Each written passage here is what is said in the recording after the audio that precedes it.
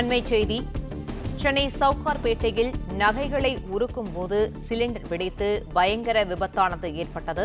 இந்த நிலையில் இருவரும் இன்று மேலும் 2 பேர் என 5 பேர் உயிரிழந்திருப்பதாக தகவல்கள் கிடைக்கப்பட்டிருக்கிறது. நகைப்பற்ற உரிமையாளர் சுமன் பால் உட்பட 7 பேர் தீக்காயமடைந்து ஒருவர் லேசான காயங்களோடு அனுமதிக்கப்பட்ட நிலையில்தான் தற்போது தீக்காயம் அடைந்துள்ள 5 பேர் பலியாகி இருக்கிறார்கள். ராஜீவ்காந்தி அரசு மருத்துவமனையில் முதலுதவி சிகிச்சை பெற்று கீழ்ப்பாக்கம் அரசு மருத்துவமனையில் சிகிச்சை பெற்று வந்த நிலையில தற்போது மேலும் 2 பேர் உயிரிழந்திருக்கிறார்கள்.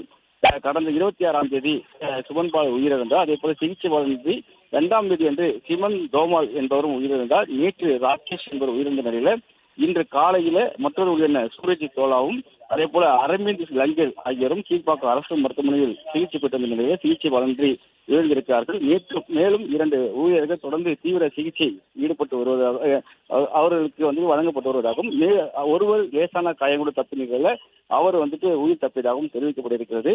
யானைக்கோவனி போலீசார் அஜாக்கிரதையாக இருந்து மரணத்தை விளைவித்து என்ற பிரிவின் கீழ் வழக்கு பதிவு செய்து விசாரணை நடத்தி வருகிறார்கள்.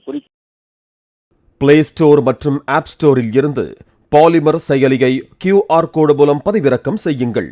செய்திகளை உடனுக்குடன் பெறுங்கள்.